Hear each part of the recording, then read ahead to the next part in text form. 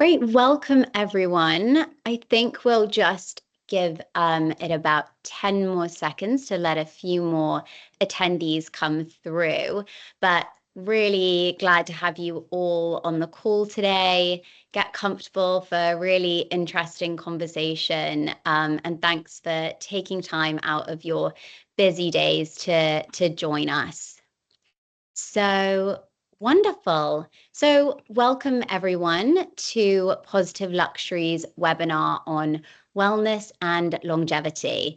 It's an essential conversation for luxury hotels, spas, and beauty businesses that are looking to elevate their offering, attract discerning customers, and be at the forefront of sustainability. My name is Jennifer Revel, and I work as a client success manager here at Positive Luxury. And having worked closely in sustainability with beauty and hospitality businesses, it's so clear that sustainability and nature are innately connected with wellness and longevity. The wellness industry relies on the natural world for inspiration, therapies, and resources. So our guests today will be delving deeper into this, discussing nature-inspired design, social wellness and sustainability, how to foster guest engagement and talent retention for collective action, and aligning with longevity and wellness trends to future-proof your business. So we've got leaders in the industry joining us: Antonia Jamison, owner of Westerlands; Millie Kendall, CEO of the British Beauty Council; and Kate Woolhouse, CEO of Hooke. So I'm now going to hand it over to each of our speakers to introduce themselves before beginning our discussion. So let's start with you, Kate. Why don't you introduce yourself? Hello. Thank you very much, everyone, for joining. My name is Kate. I'm the CEO of Hooke. So Hooke is a longevity clinic, and what we do is we combine clinical, nutrition, fitness, psychological, and scientific expertise to extend our clients' health span. We offer really in-depth health assessments for our clients. We gather as much information as possible about them, and then we provide them with a guided service where we work on their health optimization. We provide meal plans, training programs, clinical care, executive coaching, and many other things to hopefully help them live longer, better, healthier lives. Thank you. And passing over to Millie to introduce yourself. Hi, I'm Millie Kendall. I'm the CEO of the British Beauty Council, which is an advocacy group. So we work with sort of parliamentarians, policymakers, and business leaders to sort of promote and raise the reputation of the beauty industry. I really like Kate because she's going to help us extend our lives. I'm generally obsessed with all things beauty, wellness, longevity. Obviously, is very important. Very important topic at the moment. So hoping to contribute to this conversation from a beauty standpoint. Absolutely. And finally, Antonia, please introduce yourself. I'm Antonia Jamison. Very warm welcome. I'm delighted to be gathered today. I'm calling from a place called Westerlands, which is a place of really well-being and nature in one. And we try our best to heal the soil, protect landscapes, and enhance biodiversity, but central to all of that is also healing people. So we have a variety of places and experiences at a home farm in the heart of West Sussex, where people can come and stay and experience the joys of nature. Thank you. So a really wonderful collection of speakers here today with very different perspectives. So I'm going to start with our discussion. So our first question is for you, Antonia. So Westerlands blends social connection with nature through activities like communal foraging, equine therapy. Can you tell us a bit more about this approach to wellness and how it prioritizes nature? So where I'm calling from today and where we're gathered is our wild spa, and it's probably a good place to start. Luckily, the fire is not on because I look more rosy than I do already. But this is a conduit really to bringing people into nature. And behind us is the landscape you're seeing is the South Downs, which and we're in the centre of a national park. So what we're doing is bringing people into a place. The place is around 500 acres where guests can roam and experience nature in ways that really suit them. And probably the beginning of that journey would start in our renovated, rather quirky Horsebox cafe, which is one of those kinds that you can sit in as well as sit outside. And it's a communal place where people gather, but it really acts as the concierge in a sense, if we're talking in a hotel way, where people come and meet the team or tribe or herd, as we refer ourselves as, and we can tell that customer a little bit about the ways that we embrace nature and whether that would be something of interest to them. So it might be anything from coming to our wild spa, which is very much home designed and very rustic, but we see nature as being the true luxury. And so creating designs, whether that's a cabin, an off-grid, entirely self-built cabin where people can experience nature, or it's developed in such a way it becomes like a nature hide. Or we've got, as you pointed out, foraging. We have a resident forager who can take groups or individuals or couples out. We have all these different types of ways people can come into contact with nature, let alone just sitting outside the Horsebox cafe, sipping their flat white and being positioned right in the center of the farm, and other little places to stay where you've got animals, wildlife, meadows all around you, and little touches to nature. That could be something very simple in the property, which is, you know, a good old-fashioned picnic blanket, to access to a communal telescope, or books around nature, or talks and experiences. And you were mentioning the equine side of life, and that's really central to Westerlands history. We started in 1904. We were breeding racehorses back in that day, or not we, but the former custodians. And it was all about making sure that animals could thrive as well. And one of the things we're very proud of, the team who run what we call our trekking centre, run by a fabulous woman called Ellie, is how we have focused on animal, good gut health. And some of the conversation that we end up having with our guests, they start to relate that conversation to perhaps their own journey into wellness. And we even have a little herb cafe where the horses can literally self-select, and Ellie creates their own blends from the herbs that we can grow here, or herbs that we have to bring in. So people start to have a dialogue and a conversation and a point of reference to their own journey into wellness. And all the team here have they're very vested in that journey themselves. They've joined our tribal herd because they themselves are looking for that balance. And so that's what we immerse the guests in and give them access to in that shape or form. And that's really what we're all about. And we've been regenerating really since the 80s, and some of the farm extends to the top of the downs behind me, and up there are nature reserves, so guests are encouraged to walk quite a long way, but to those nature reserves, and there'll be lots of information around the journey that they might take up there and what they might see, what they might experience. So it's really the conversation and looking after that customer on their experience, and sharing our own joys of nature is what Westerlands really prides itself on. And the whole vision is around democratizing access to nature. And by that, I mean giving people a variety of ways that they can come and stay here, whether that's camping. But if they are camping, they will be having, I would describe it as very, very high, standard of food. It will be gourmet food, really, at that level of Dexter beef from the land, from our own herd, or things that we can grow within our Good Gut garden that's what we call it. And so they're really experiencing through food and access to nature luxury moments, I suppose.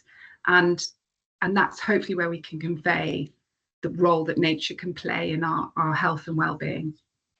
Yeah, I mean, that's fantastic. I know so many people on this call will be very engaged in the gut health conversation. And I love what you said about nature being the true luxury. And I think people are increasingly cherishing that as it changes with climate change. So I think that's a really lovely, point to bring up.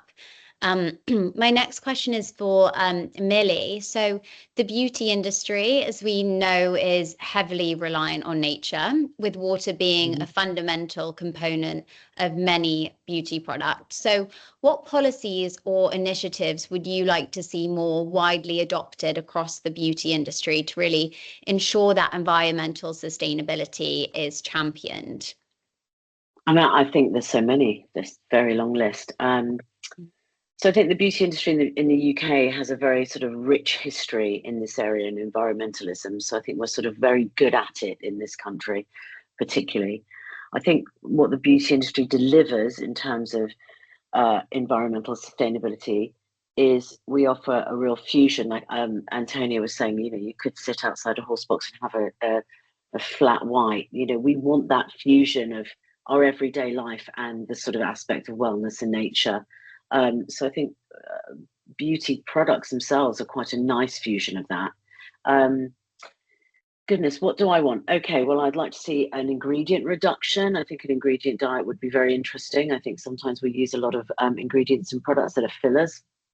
And I think that I'd like to see a change to ingredient listings, because I think often we can put a very small amount of something in a product and then have that listed on the front of the product or become the name of the product. So I think that I find quite frustrating. I think if we're going to be environmentally sustainable, we need to be transparent about what's in our products. So that's something that's I find quite frustrating. I think just transparency across everything that we do in the beauty industry. We're moving in the right direction, but we need to be better at it. We need to do it faster. Things like digital labeling, I think it's been a topic for us for the past few weeks in terms of a policy initiative that could really help beauty businesses. There's a lot of administration in terms of things like sourcing your supply chain, for example, that would be really resolved quite simply with something like digital labeling, where you could track your supply chain all the way through to the part that you pick. And I feel like digitalization could really help us to be more sustainable, more environmentally sustainable, because it would allow us to be more transparent about the supply chain. And I think oftentimes if the consumer is querying the beauty industry's efficacy, it's really our own fault. We need to do better. And I think digitalization is very important. And that's not to take away from nature. I think it really does. It will enable us to enhance and Absolutely. be clear about what we're doing. So yeah, really basic things like I said, digital labeling, key ingredients, transparency across everything. I think we need to be very straightforward and very honest about what goes into our products. And there's an amazing circularity about beauty products, isn't there? You pick plants from the ground, they end up in a bottle. It's wonderful. And I love that fusion. But oftentimes there's things in those bottles that shouldn't be there. Absolutely. I think you've made a really good point there that digital labeling in the case of transparency is supportive to nature, because you're looking across your supply chain, seeing areas of nature which are being affected, and then you can make that change. You can support those local communities, look into the resilience of your supply chain. Kind of that digital and nature piece, they do go hand in hand. So yeah, completely agree with you. I really do think it's a very important move. I mean, there's a lot coming down the line for beauty businesses in terms of EPR and having to register and document your supply chain, which can be very cumbersome and very difficult for a lot of smaller brands. And I think that there's some element to the digital piece helping, and tracking our supply chain is important. We should be doing it. I don't object to that at all. What I do worry about is the sort of administrative burden on small businesses. Yeah. Absolutely. I think a lot of people can agree that is a really key challenge that I think as an sustainability industry we're trying to address. But now moving on to a question for Kate on the nature side of things. So Hooke will be offering soon, we'll be offering retreats that incorporate wild swimming, breath work, and forest immersion. So can you tell us a bit more about that and how you incorporate nature into Hooke's longevity programs? Absolutely. I mean, we would encourage all of our clients to spend more time outdoors because we know that nature has innumerable benefits for our health. Daylight exposure regulates circadian rhythm, which helps us sleep with energy levels. You know, we all hear a lot about our natural biological clock and how it, our meal times, our sleep times, everything is programmed at a cellular level, and working with it rather than against it is hugely beneficial for your body as a whole and your mind. Vitamin D is important, bone health, immune system function. You know, nobody gets enough of it in this country. Spending time in nature also calms the nervous system and it boosts mood. It lowers cortisol. We also encourage physical activity and the many health benefits that come with that. And obviously, it's much easier to do when you're outside. And cold exposure for mood boosting properties is also fantastic for those who are ready to take the plunge. And in terms of like a retreat setting, you know, I think for a lot of people, there's a real benefit to having a reset or a jump start for any kind of health or wellness program, and doing that in a nature-focused experience is a great way to begin, or a great way to have that sort of restart to maybe something that you've neglected thus far. Great, thank you. Yeah, I absolutely, love the idea of kind of a longer term position in nature to get you kick-started and then make that, you know, part of your wellness routine. So now we're going to move more kind of looking internally at talent within the wellness industry and how that can really support sustainability. So starting with Antonia, so how do you attract and retain wellness professionals? Because we all know wellness professionals are really kind of a specific skill set. So how do you attract wellness professionals who are aligned with also your values around nature and community care?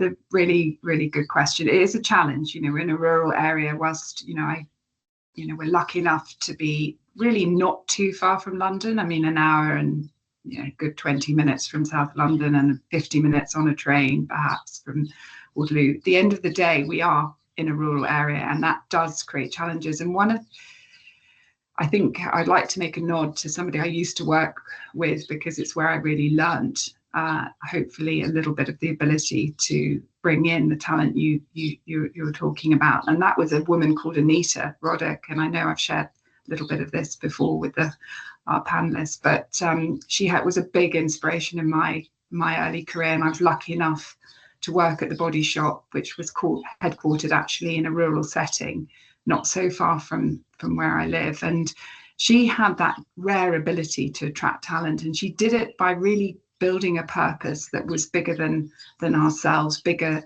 than any of us. And she galvanized people in that way. And she created an environment where people felt part of this evangelical crusade, and they were really considered.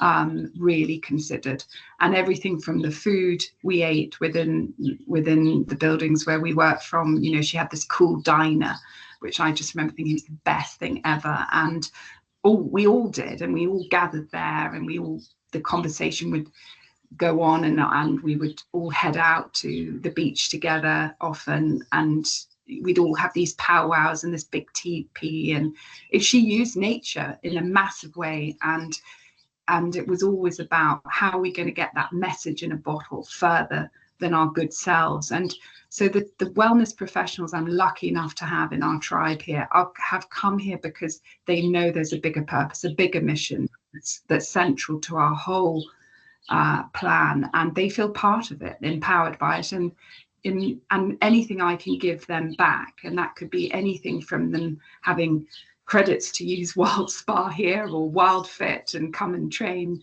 with us in our outdoor nature gym, or come and, share the food that we grow in the Good Gut Garden, or come and enjoy a meal with us at the campsite round the fire. So they're all vested really in what we're doing. So that has enabled us to attract the professionals we're lucky enough to have. Yeah, I think that what you said, kind of having purpose at the thread of everything. And I love that you use nature as a way of social connection as well with your team. That's really, really powerful. Our next question is for Millie. So what advice would you give to brands who are looking to attract talent who care deeply about purpose, ethics, and sustainability? I mean, I think, as Antonia said, you can't really, I mean, it's been very hard to emulate what Anita Roddick did. We all wanted to work for her. But I think attracting talent is one thing, retention is another. Like, I'm always a big fan of retention. Actually, I think somebody that's doing it really well is Annabelle Kindersley at Neal's Yard. I think if you go to where the products are made, and there is the kitchen, and it's very beautifully done, and there seems to be a very engaged workforce that are very akin to Annabelle's mission. She brings people along on the journey. There's a movement. She's a natural activist, and I think that sort of it is about creating a movement. But I do think that the sort of the benchmark, or the sort of the benchmark of that is, can you retain the staff? So there's one thing attracting, and I think, can you retain them? I think that's really important to say. What we do at the British Beauty Council, we've got, interestingly, a program called Future Talent, which is where we go out to schools and we talk to young kids between the ages of 12 to 18 about jobs in the beauty industry. And we talk about jobs that are maybe not so obvious. So it might be around sustainability. And we put in front of them interesting leaders of industry in that area, so that they can see that there can be a greater purpose, there can be a greater reason to be working in the beauty industry. And it seems to really kind of create that light bulb moment for when young people are considering what they want to do. Having spoken to quite a lot of those young people, purpose and ethics are very important to them. I think if you want to attract talent, particularly if you want to go out to the younger generation, you really need to be an ethical environment for them to work for. I mean, I have a 28-year-old child who expects a lot from their employer. They expect a lot from their employer. They expect their employer to deliver an environment that is caring and considerate and conducive to not to the workplace I came from. When I was 28, I was not working in an environment that was nearly close to that. So I think nowadays, if you want to attract talent, you really do have to have a purposeful and an ethical workplace. No, that's so true, and so excellent to hear as well. And I think, for young people looking for work now, they want to know that there's a future to be working in, and so they expect the business that they're working for to behave responsibly and that way. So I think that's so true, and I think the Future Talent program that you've got sounds fantastic as well. So moving on to oh, sorry, did you have more to say on that, Millie? Or No. I was just gonna say, I think it's really just interesting. If you look 30 years ago and the working environment that we all experienced, it just wasn't as it is now.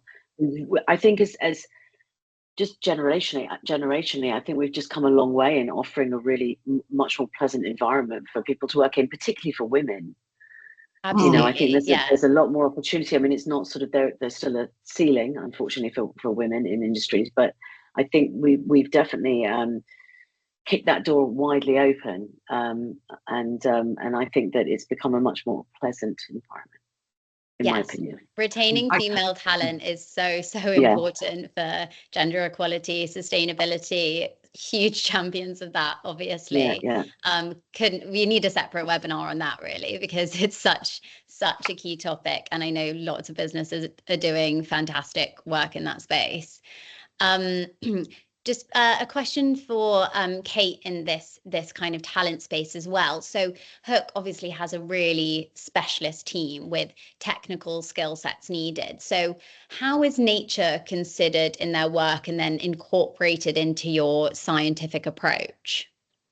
That's a really interesting question, because I think sometimes people might think that the science and our science data-driven approach is maybe quite separated from nature, but actually I think they're really interlinked. Our team they're all highly qualified, internationally renowned experts in their respective fields, and they work together and they constantly update their approach by reference to the latest research as well as learning from each other. I think when you think about the scientific approach that we adopt, a lot of that is geared towards supporting the body's natural capabilities of regeneration and repair.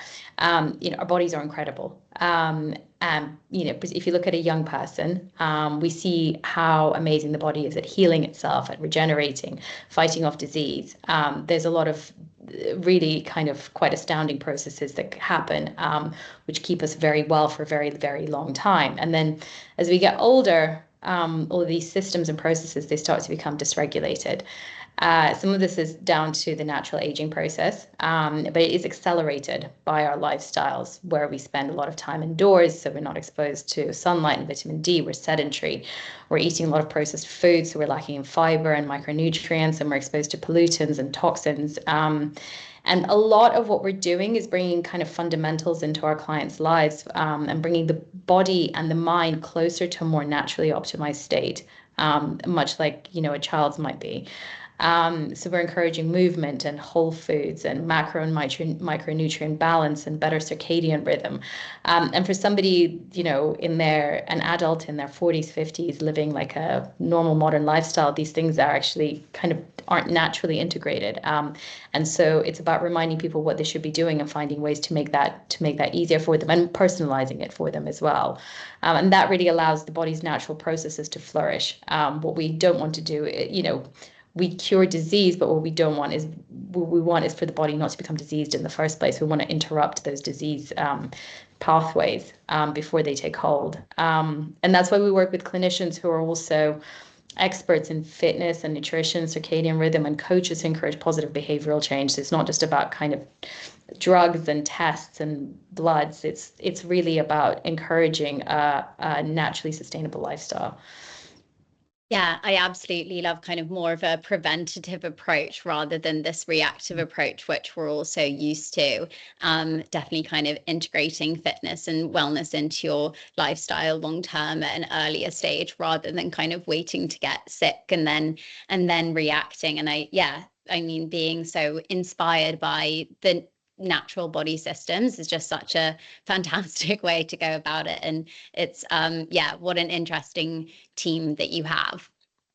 So now we're going to kind of more look at longevity and wellness trends to future-proof your business. So I know a lot of our audience will be interested to hear kind of how they can integrate it more into their businesses, to kind of keep to consumers' shifting expectations.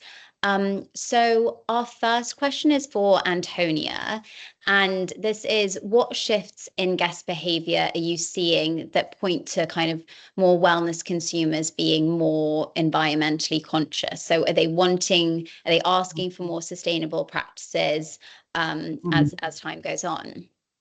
Well, I think the fact that people are coming repeatedly, even to a place that's sort of unknown, we're not very well known. I mean, Westerlands is in its infancy, but people are looking at our website and something is resonating. We're talking about what we're doing on a regenerative level, and they are choosing to come and stay.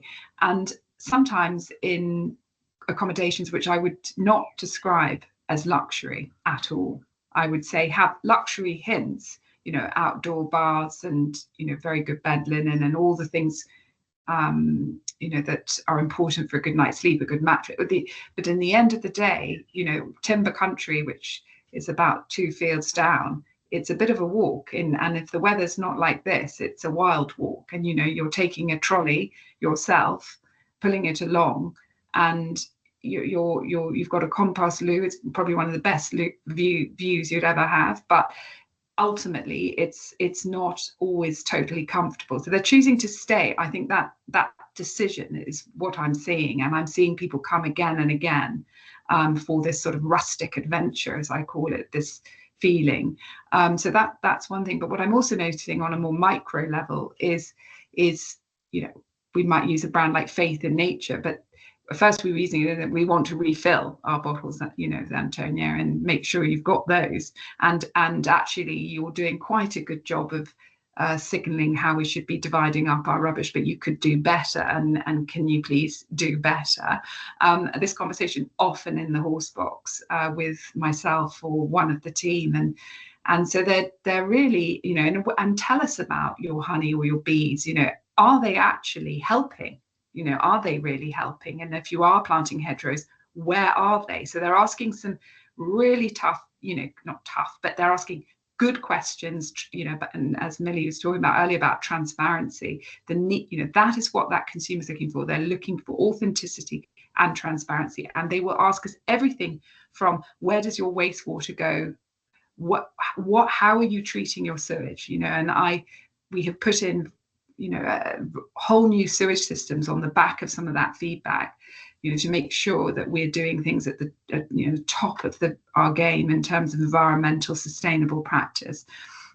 So we're getting those questions, and everything from, what do you do with your coffee? So I pride myself on being a reasonable barista, but if I can't say what I'm doing with my coffee granules, and by the way, they're doing quite a good job of feeding some of the soil and gardens around the property. But I'm getting these questions. I think that everything, and cups, the cups I'm using, and why would I have this? And so the interrogation is happening, but I could not be happier. And as someone who spent a lot of my time actually behind a bar helping brands like Sipsmith back in the day and that sort of thing, I'm in that and being scrutinized. This is great because I'm learning from the customer, what it is that they actually want, what really matters to them. So I am seeing the shift, absolutely. And really, it's important that hopefully the website does the job it's supposed to, which is explain to customers what they're going to experience when they get here. And I give one example of a customer that I had who was, I suspect, looking for a different level of luxury, and she booked one of our houses, and it's got a beautiful outdoor kitchen, and it's got a vine that you can sit under, it's got all that sort of earthiness, but she was terribly upset because there were stinging nettles in the garden. She said these are terribly dangerous for the children, and so I was explaining to her that they're an important aspect of biodiversity. They help, all the things we know, but they're also, we forage them and make our own nettle soup, which we do, and that this is important. She looked at me absolutely stunned. I'm stunned too. You're very brave for foraging stinging nettles. But in the end, she perhaps, maybe this was not for her. Maybe Soho Farmhouse was more her or something. But I was not for her. This place was not for her, maybe. But actually, maybe she would come back again because she the trigger points were those things. She was looking for perfection in a way, and nature is not perfect. Far from it. It's chaotic. It's messy. It's beautiful, but it's not perfect. So if I have a central mission is to explain the chaos of nature, but the beauty that comes with it. Yeah. Oh, I love that. That's really, really gorgeous thing to say. And I I loved that you're having these conversations with guests, and they're so clearly holding you accountable, but also pushing you to go further, because as you said, if you can't answer where you get your coffee from, you're like, okay, well, this is clearly something that needs to change within our business, and we need to kind of review what we're doing. So I think that's great that you've had those moments with guests. Thank so you. Our next question is for Millie, kind of again looking at the future proofing side of things. So how can beauty brands future-proof their businesses by aligning with nature-focused wellness trends, but without falling too much into greenwashing? So, just going back to, again, what Antonia was saying, I think the first thing to do is talk to your customers is to Totally. make sure that you understand who your customer is. I mean, I think there's a bit of a distance sometimes with a product that sits on a shelf in the direct consumer, but obviously social media helps with that. So I think really having a two-way conversation with consumers is vitally important. What we do know is there's an increase in people wanting more sustainable products, more nature, but there's also an increase in how confused they are about what is natural, what is organic, what's real, and what's not. That's where I sort of talk a lot about efficacy and transparency.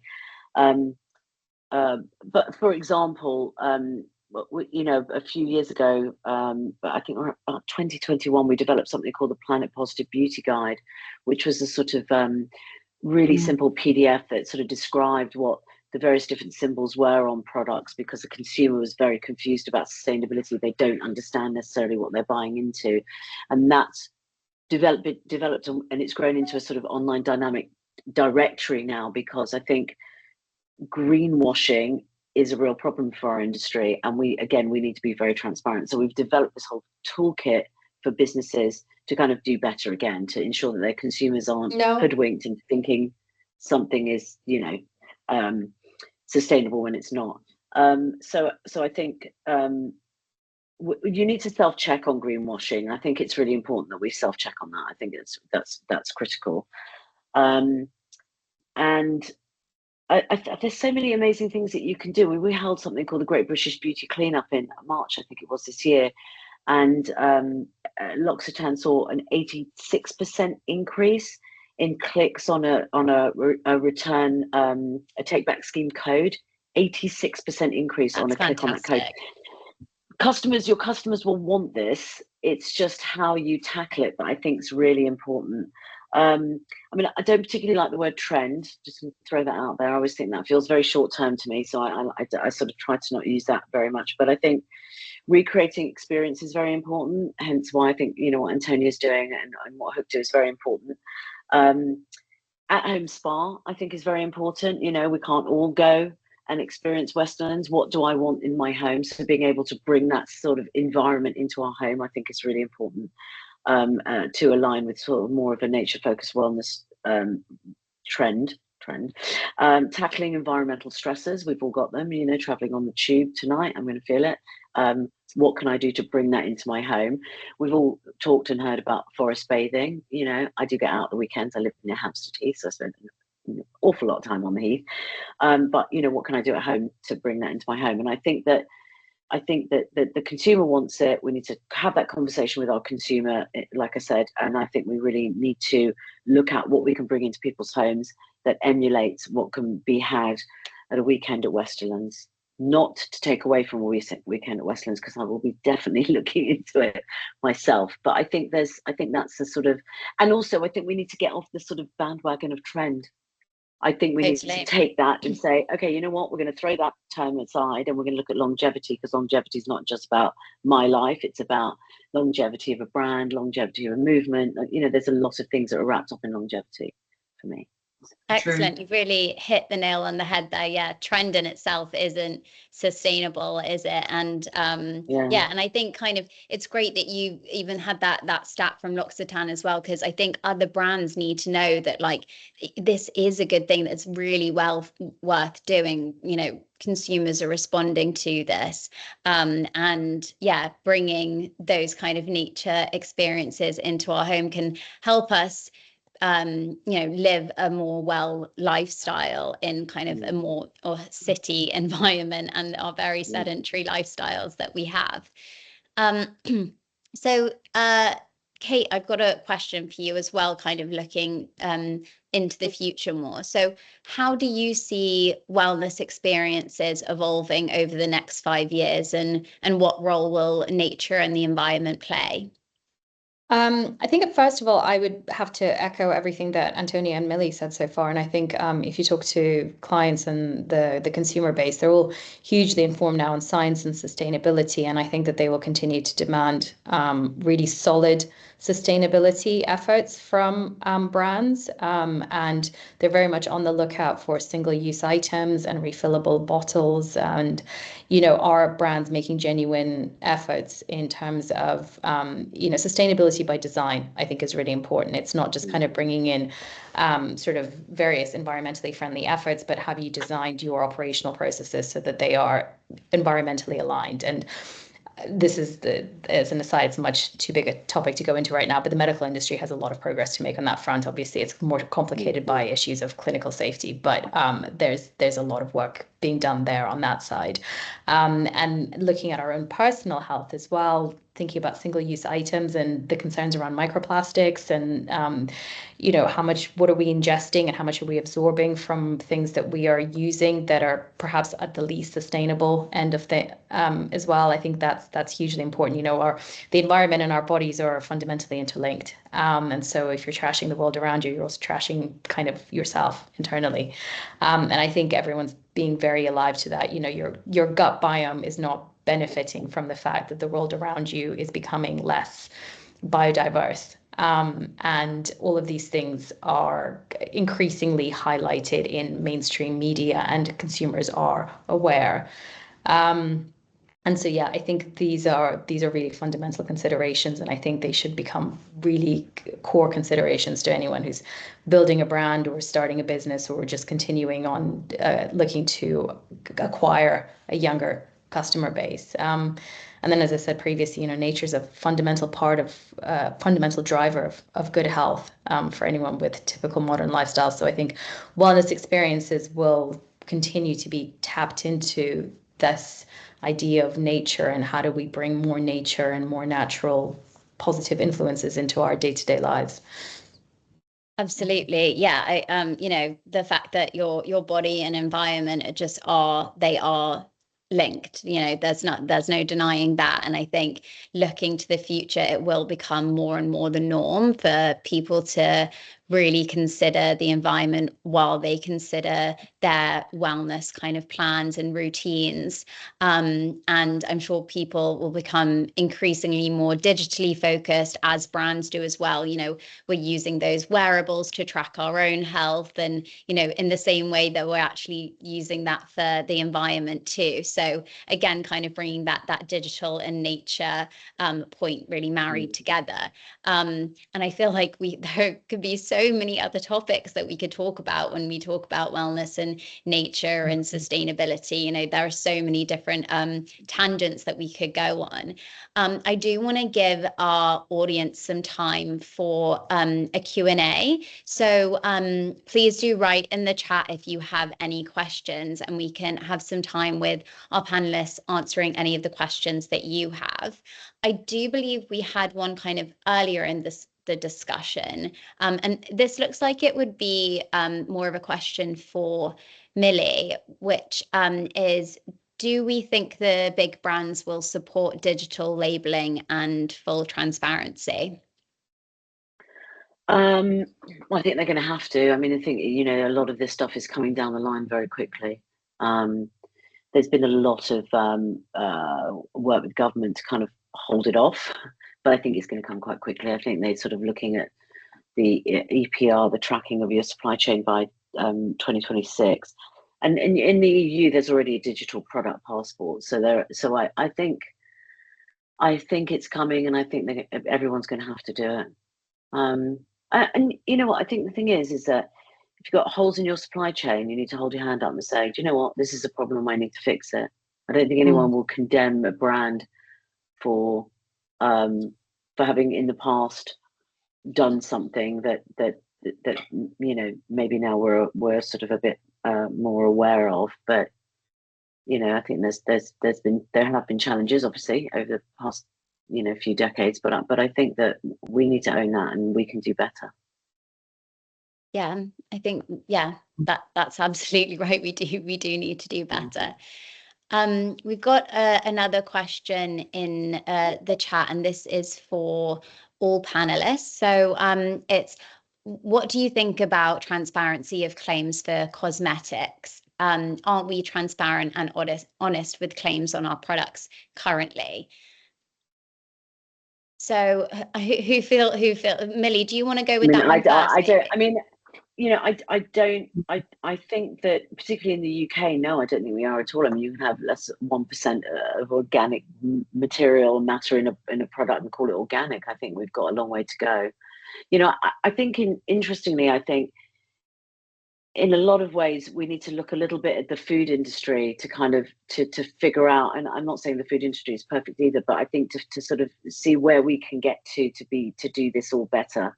I think we were all very concerned about what food we put in our mouths, but we didn't really care what we put on our bodies. Now we're starting to care a little bit about what we put on our bodies because we know that our bodies can absorb that. So I think we need to sort of maybe move in that direction a little bit, in terms of transparency and claims. I'm hoping when I buy an organic banana, it is organic, but I'd probably chime in there and throw the supplement industry under the bus. Yeah, I mean, it is. There are, yeah. I mean, yeah. I'm sort of probably a little bit with you on that one. I mean, I think it's very easy to not be transparent and honest about it. I think we've made it very easy for people. I think we need to make it a little bit more difficult, actually. Mm-hmm. And I'm not saying that's sort of like cancel culture or calling people out, but I just think, if you're making a product, you need to be, you cannot be putting hyaluronic acid on, big letters on the front of a glass bottle if you've got if it's a last ingredient on your INCI list. I mean, it just doesn't, it stands to reason that we need to be a bit more straightforward about what's in our products. Yeah, I actually loved what you said earlier about an ingredients diet. I mean, that would benefit nature massively, wouldn't it, if we weren't putting so many different types of ingredients in one product, and it would also simplify supply chains massively. So that's, and you could then claim, you could make a claim and say, I have this in my product because you've only got 4 or 6 ingredients in it. But when you've got 36 ingredients and that ingredient is right at the bottom, I don't think we should allow brands to say that that's the main ingredient, and they do. It's just remarkable, really. Yeah, I think. Sorry, I was just going to say, I mean, I'm not an expert on cosmetics in any sense to give really much shape to this conversation, but the awareness that we can give people in a really light touch way about plants that are good or beneficial, and explaining that skin, things can happen through your skin, just as much through your mouth, that your body, being impacted, bombarded. And I know Kate and her team will be so scientifically knowledgeable about that, but in really light touch ways, giving people bringing them in touch really with their bodies and how to build resilience. I don't want this place here to be seen as this sanctuary where you're okay if you're here, not okay if you're, do you know what I mean? It's very important to all of us that there are these everyday rituals that you can do with simplifying your lives with ingredients that actually will help build resilience, and to think about your skin as a conduit into your bloodstream, really. And it's, I mean, we all, we understand that, and everybody on the group on the call probably is very knowledgeable, I'm sure, but I meet a lot of customers who don't see the skin as a passage to the bloodstream. Literally that. It fundamentally is. I mean, we deliver medication through the skin barrier. And interesting about the skin barrier, though, the skin barrier is a really interesting one, because I think if you look at sort of the not even Gen Z, probably Gen Alpha, they're all very aware of skin barrier and microbiome. They're incredibly knowledgeable. So if you don't get that right, it's only going to be people my age buying your products, because those younger kids totally get it. They do not want to damage their skin barrier. They completely get gut health. They get the whole microbiome thing. And so you need to, adjust we need to adjust what we're doing as the beauty industry to really, feed into the new consumer of tomorrow. But otherwise it'll be too late. Exactly. We've got a few other questions in the chat that I'll come on to, but it's really great, all of these points in transparency and communication. It's so key to delivering change. And preventing people from, putting the incorrect things in or on their bodies. We've had one kind of more looking at the luxury industry. So do you think the luxury industry is leading when it comes to being authentically sustainable? And if not, how could luxury do better? I think I recently had some conversations with a few luxury brands about this very topic, and I think many brands are trying, but there is a difficulty in terms of sustainability by design. If you're a large established brand with large supply networks, it requires you to make some really sweeping fundamental changes sometimes. When you're looking at a younger brand, although it's expensive and it's time consuming, and I completely understand all of these concerns around like how much onus do we want to put on like young brands without impeding their ability to thrive, but sustainability by design is much easier if you're starting from the ground up. So there's this kind of tension at play for big brands. They have to, but at the same time, obviously they should lead because they're the most visible, they're the loudest voices in the field, and I think many of them are making concerted efforts. But they also have to see that played out in their customer base. If people aren't, if the payoff isn't there, then they're going to make the financial decision. Yeah, that's a really good point. I suppose smaller brands can be a bit more agile. Sorry, go ahead. I didn't mean to interrupt. No, no, it's fine. No problem. I was just going to say that sort of, I've always looked at it that you're right. Some of those larger organizations, it's harder for them because they have this big, very complicated, like you say, supply chain that they need to kind of like readjust. And those other brands are nimble, but the smaller brands don't have visibility sometimes of their supply chain because they're using sort of second or third party contract manufacturers. So that's also a challenge for them. Where the bigger companies, I think, kind of come a little bit unstuck is it's been previously sort of illegal to collaborate, and because of the size of their businesses and because of competition markets or authority rules, they can't collaborate to do better, and that's changed recently. So they can start to work together to find alternative routes and better or more sustainable supply chains, which I think is really interesting. But I think that sustainability should be democratized. I think Antonia said that earlier, that it shouldn't be a luxury as well. So we need to be able to make it accessible to everyone. And so I think all parts of that sort of moving piece need to sort of, yeah, absolutely. And I totally agree that collaboration on supply chain is so effective. That kind of brings us back to that transparency piece. But I think kind of brands being able to share which supply chains they're using, which kind of are safe and resilient, can be really helpful for smaller brands and bigger brands. Sorry, Antonia, were you about to speak on something? Well, I was just going to share that I do see the challenge of scale. I mean, there's plenty of chains that we all know and enjoy that have a kind of farm shop kind of badge to them. And they've got to supply, big amounts of product or diversity, lots of choices of product. And they're doing kind of farm shop look. They look luxurious, but sometimes the reality on the ground from the people supplying those products is very, very, very, very different. It's a very difficult problem to solve, and some luxury brands will struggle with it. If we went to certain hotel venues and they were saying we're all about nature, but actually their paths weren't perfectly clear, or that you looked at an old log and I'm in a really nimble position where I can say this pile of logs over here is for insects. It's an insect hotel, but you wouldn't expect that in certain places. I'm just talking in a more sort of physical way around the whole sort of hotel hospitality contact plate, rather than sorry about that.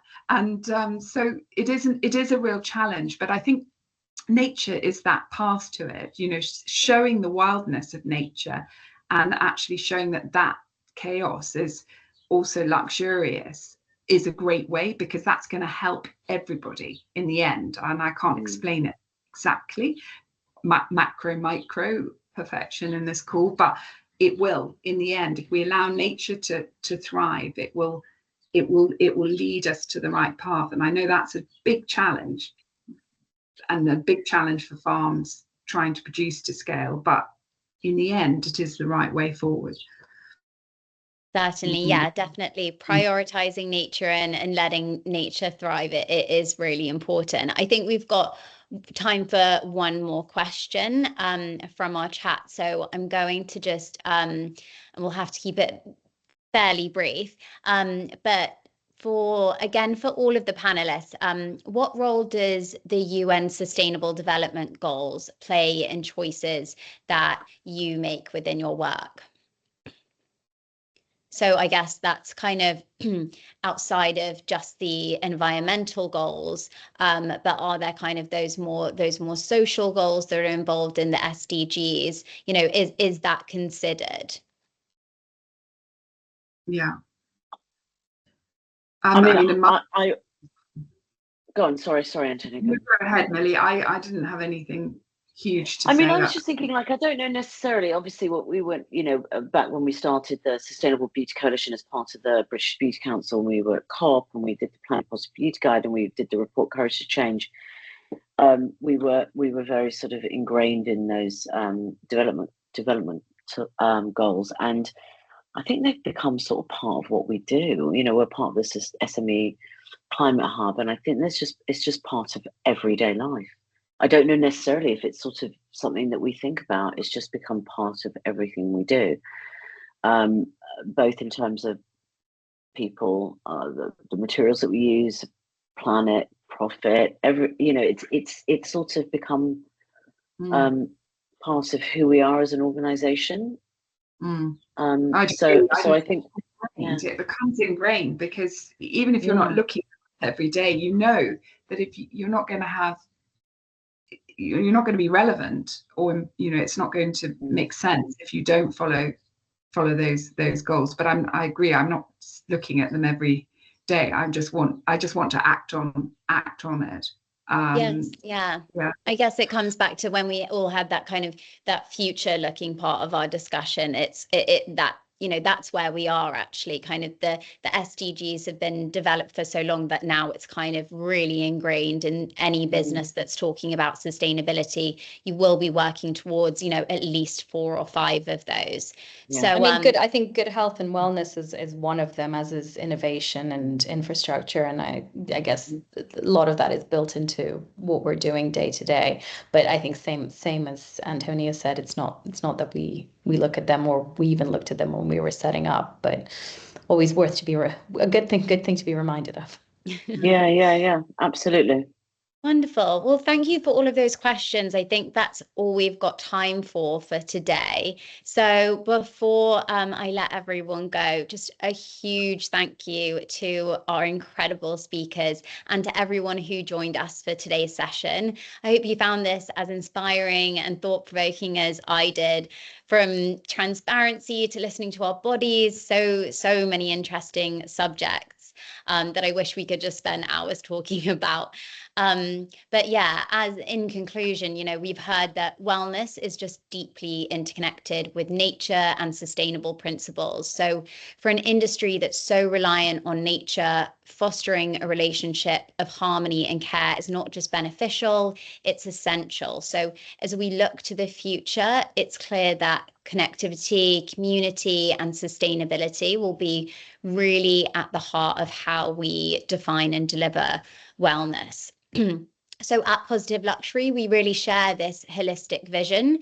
Just as we take care of our personal well-being, we believe that businesses must do the same to ensure that long-term health and resilience. So our ESG Plus assessment acts as a health check for brands, supporting them in identifying risks, building resilience, and ultimately achieving longevity. So we love to continue this journey with you. If you're interested in learning more about how we can support your brand's wellness and sustainability goals, please don't hesitate to get in touch with our team. And looking ahead, we're really excited to share that our upcoming wellness report will be live in August, followed by an in-person event during British Beauty Week in October. And that's hosted by our fantastic clients, the other house. And there we'll be bringing to life some really wellness experiences that we heard about today. Finally, we'll be sending out a short survey following this webinar. So this will give you the opportunity to ask any further questions, and it will also feed into our report in August. So we'd love to hear from you. Thank you again for being part of this important conversation and for your commitment to making a more sustainable wellness industry in the future. Bye. Thank you. Thank you very much.